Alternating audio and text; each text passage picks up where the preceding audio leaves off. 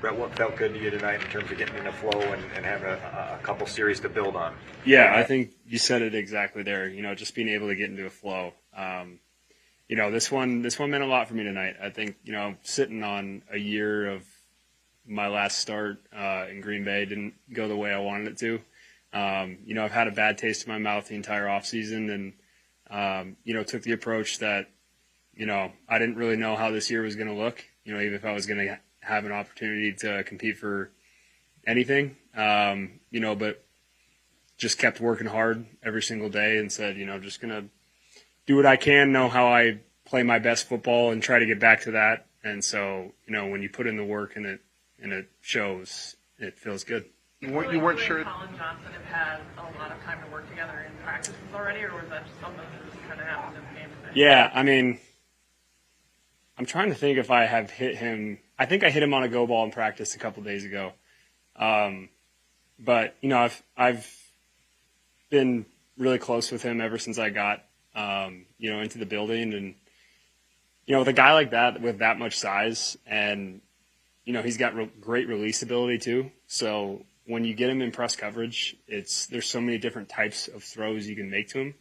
You can lead him over the top.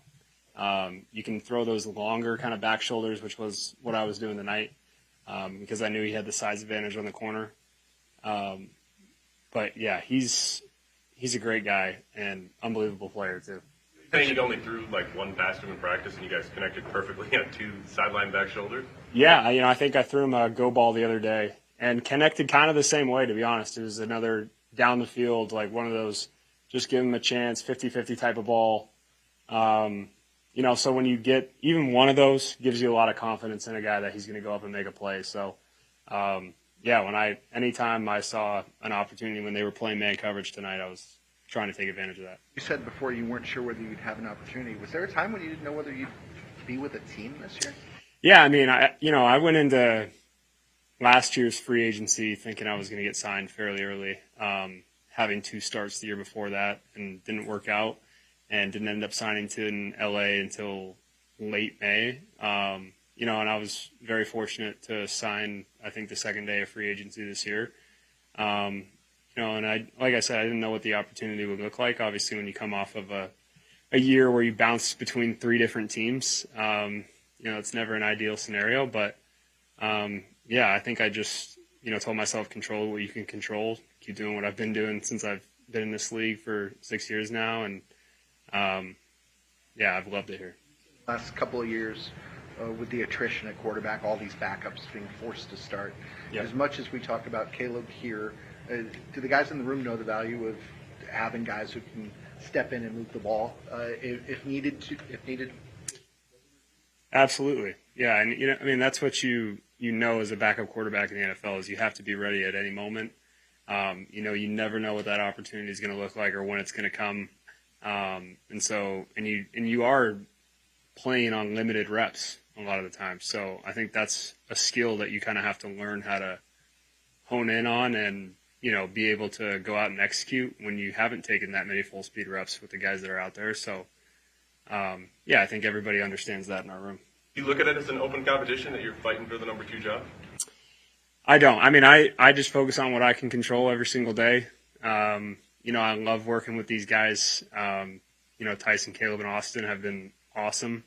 It's weird being the oldest guy in the room after being with 2 long year veterans, with Russell and Matthew, the last couple of years. So it's been a fun change for me, kind of being the guy that they're asking questions to now. But I love working with these guys, and it's a great group. And how do you describe that room you landed in? You got the number 1 overall pick. You got a guy who's in his year 2 from Division II. It's a unique kind of setup for a lot of quarterback rooms. Yeah, it's 2 ends of the spectrum. You got the number 1 overall pick, and then you got 3 undrafted guys. So, it's great. I think, Caleb has been awesome, asking questions. He's comes in and he wants to work every single day. And I think all those guys, I think that's what, you appreciate him about the room the most is, they just want to come in, work, and get better. And we're all bouncing ideas off of each other. And it's been a very refreshing room to be in for sure. The touchdown pass to Sweeney, what did you see develop on that play?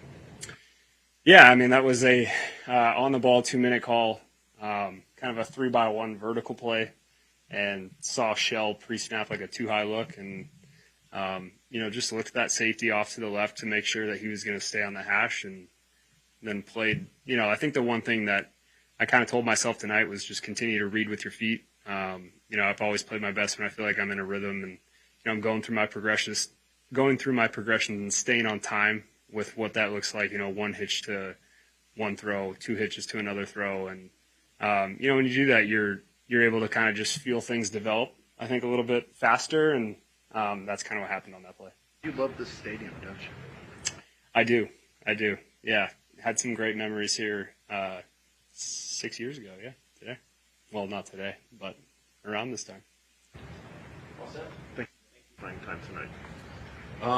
Every time you strap up your cleats and shoulder pads and helmet, it's a blessing. So I kind of entered the game with just a sense of gratitude, and I felt honored, to have the opportunity to play this amazing game.